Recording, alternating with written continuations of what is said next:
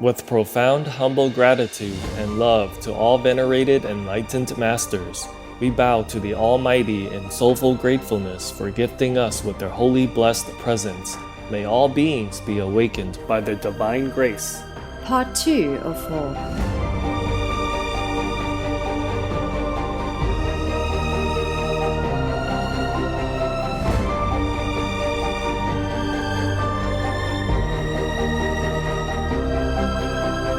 Etc. Be vegan, make peace, do good deeds, heaven Godspeed.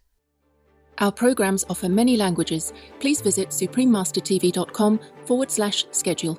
Nos programmes offrent plusieurs langues. Veuillez visiter suprememastertv.com/schedule. Nuestros programas ofrecen varios idiomas. Visiten suprememastertv.com/schedule. ਸਾਡੇ programme ਪੇਸ਼ ਕਰਦੇ ਹਨ ਅਨੇਕ ਭਾਸ਼ਾਵਾਂ। ਕਿਰਪਾ ਦੇਖੋ suprememastertv.com/schedule. The ocean is the only source where most of the known elements are in perfectly balanced solution. Please stay with us to enjoy this illuminating Congress. I wish you all, great and small, a year filled with love and kindness. Let's make this year a great one. For the animals, for our environment, for our health, for love. Alba Paris, vegan.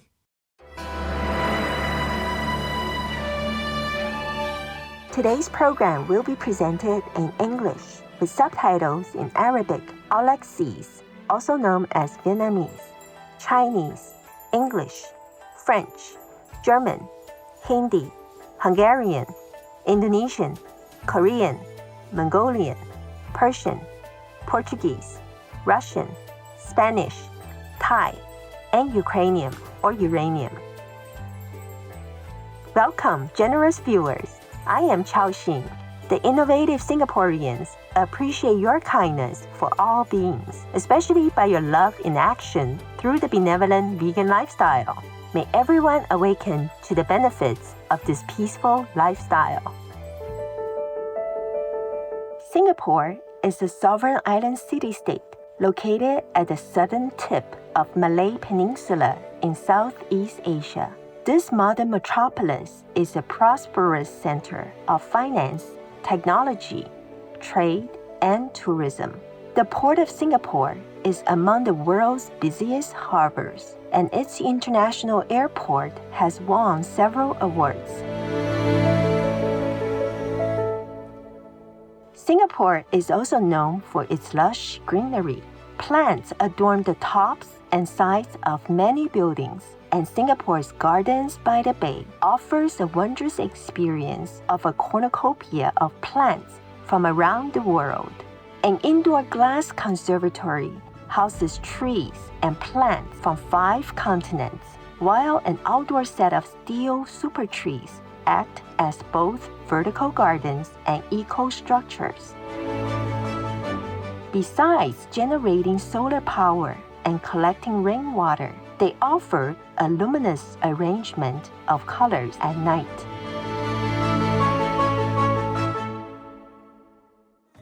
Along with its green achievements is Singapore's support of diversity. The country's 3 main ethnic groups, Chinese, Malay, and Indian, contribute cultural elements that can be appreciated by everyone. Public housing is designed so that all ethnicities are represented in each neighborhood, with schools also reflecting this multicultural blend. On Racial Harmony Day, held each year across Singapore, students wear traditional dress and participate in festivities that celebrate all cultures. In December 2010, the first ever Middle East Vegetarian Congress was held at the Dubai International Exhibition Center, with the public invited to engage in an interactive exploration of the plant-based lifestyle, organized by the Middle East Veg Group, or MiVeg, supported by the Middle East Natural and Organic Product Expo 2010, and endorsed by the Dubai Health Authority of the United Arab Emirates. The event provided 2 days of seminars, workshops, and video telecasts with experts from around the world, along with rejuvenating veg cuisine.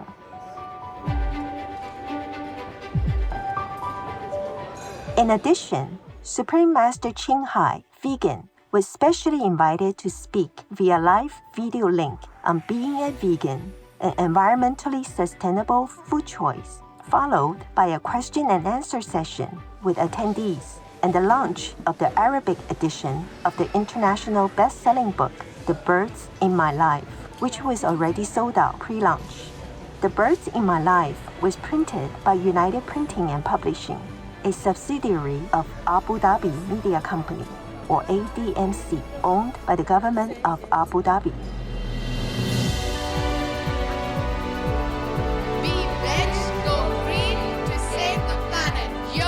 We now invite you to join us for part 15 of the conference titled The First Middle East Vegetarian or Me-Veg Congress, held in the city of Dubai in the United Arab Emirates on December 6, 2010, with Dr. Ahmed El Massoum, former Deputy Director General of the International Center for Biosaline Agriculture, who discusses the benefits of ocean water and the essential elements for good health that are in it.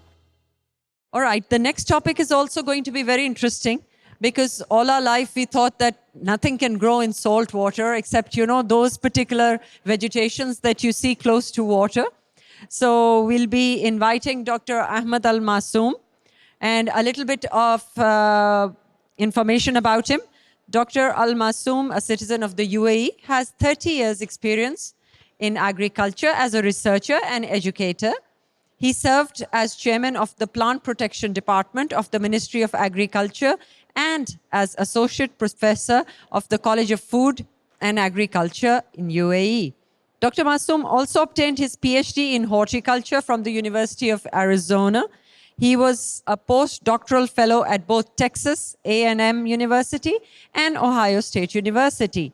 He served as executive director of the Zayed International Agricultural and Environment Program and head of the Plant Production Department of the College of Agriculture. Wow.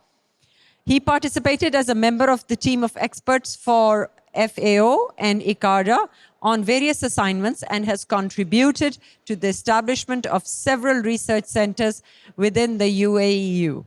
He has published in various international and regional journals. Let's welcome Dr. Al Massoum here to share his research on this. Thanks. Good afternoon, ladies and gentlemen. I'm extremely delighted to be here. Unfortunately, I wasn't able to attend the opening ceremony this morning, and I missed lots of important sessions or lectures. But anyway, I would like to thank the organizing committee and for bringing such an outstanding people together for, I really do not know how should I say it, for outstanding people who are already vegetarian or are planning to become vegetarian. Special thanks goes to Madame Sandia for inviting me. Oh, you are here, thanks. And I have nothing to sell.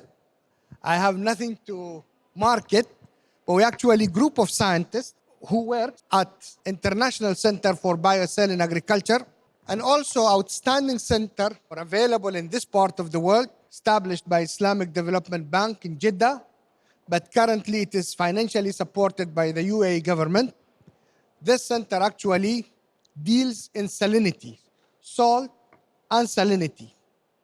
But you will be surprised that although our center is combating salinity or fighting salinity, I'm promoting salinity.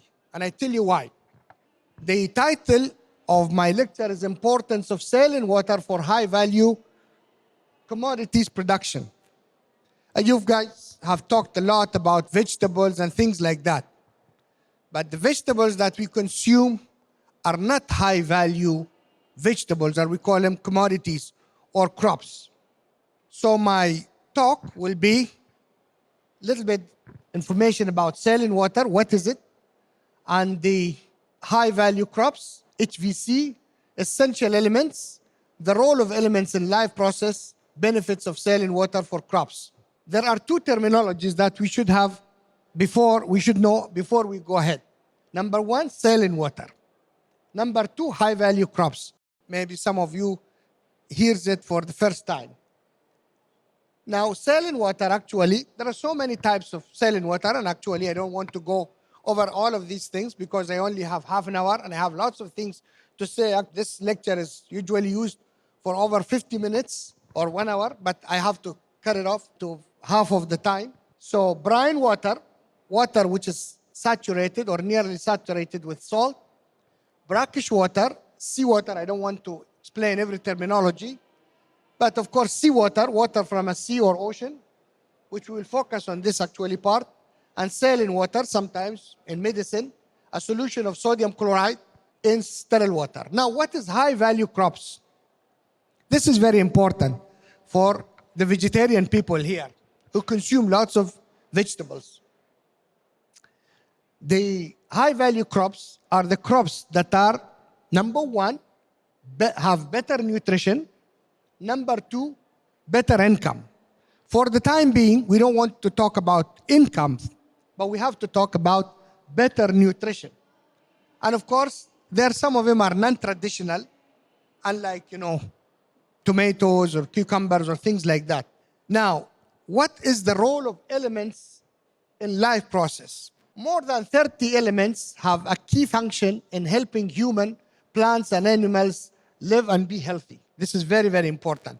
Now, here is 30 elements. Everything around us is composed of chemical elements.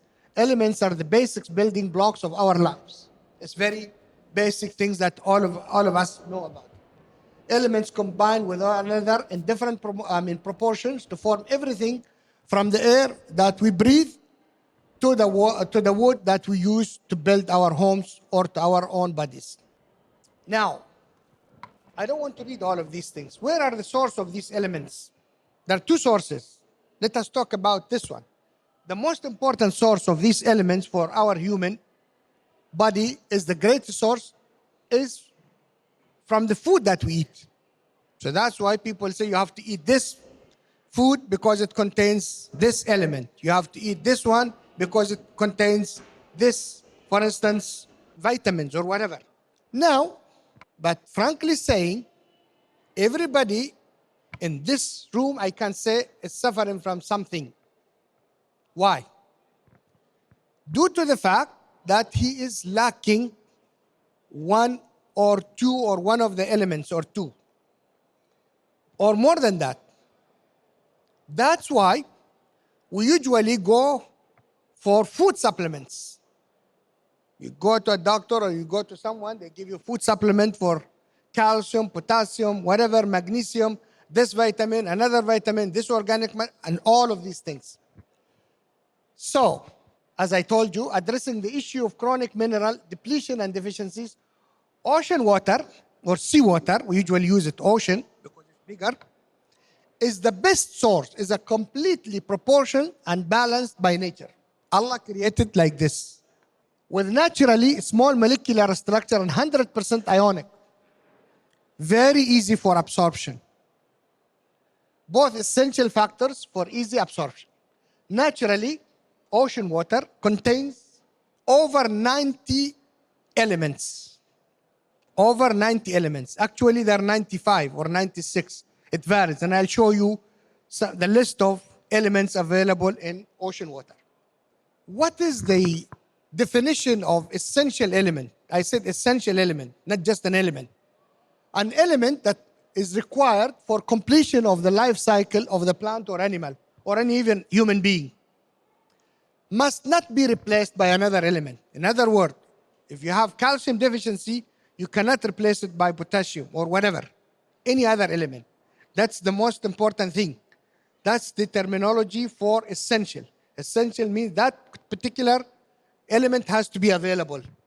Must be directly involved in plant or animal metabolism. That is, it must be required for a specific physiological function. And we'll know a little bit about this later. The element must be required for a substantial number of plant or animal species, not just a single species or two. So this is actually applicable to all plants and human beings. Everybody needs essential element. Elements in seawater. I don't want you to memorize this. Absolutely no. I'm not going to test you on these things. Being a professor for the 26 years, I usually ask the students to memorize, but I don't want you to do that. But I want you to realize that there are 95 elements in seawater. You wouldn't believe it. Starting from hydrogen as H2O, all the way to molybdenum, whatever, elements that even you haven't heard of. They are available in a way or another in a small amount or in big amount. But all of them are essential for your life. Here, I just want you to copper, zinc, whatever. All of these elements, as I said, are available in different proportions in the seawater. So as I said, the ocean is the only source where most of the known elements are in perfectly balanced solution. Now, let me tell you about what exactly people used to do. Our people here in the United Arab Emirates used to depend on sea salt, not sodium chloride. Now, when you talk about salt, we had very delicious food today with little salt, but lots of fat. I have nothing to do with fat. I'm not going to talk about fat. But the salt in the food was sodium chloride. That's not the only thing you want for your life.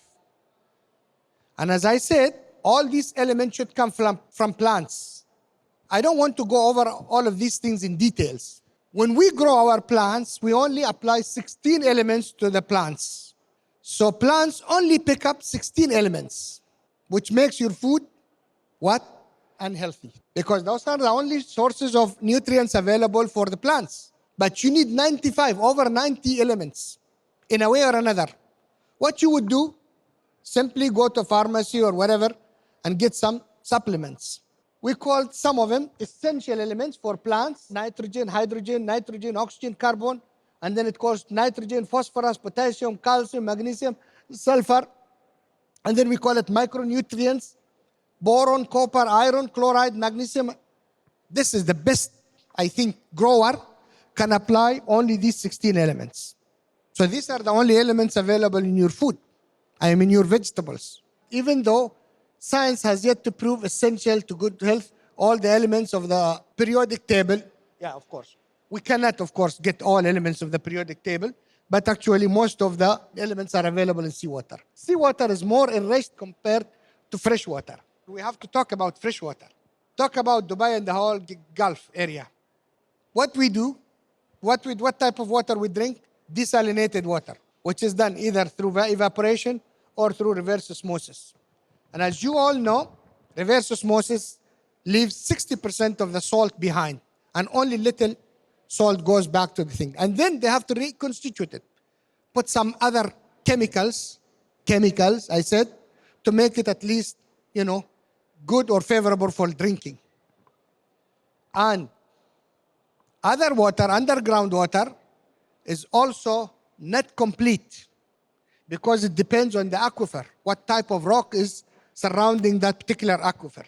So all water that you drink is incomplete in mineral nutrition. The only source of complete nutrition is seawater or ocean water. No to vegan. Only intelligent people choose it. Esteemed viewers, we appreciate your presence today for the first Middle East Vegetarian or MeVeg Congress on Words of Wisdom. Please join us tomorrow for part 16 of this inspiring conference. Coming up next is the songs, compositions, and poetry of Supreme Master Ching Hai, Vegan, part 8 of a multi-part series, right after noteworthy news. May the heavens guide us on the path of gratitude and compassion. Be vegan. Make peace. Do good deeds. Hell not reach. Our programs offer many languages. Please visit suprememastertv.com/schedule and suprememastertv.com/WOW.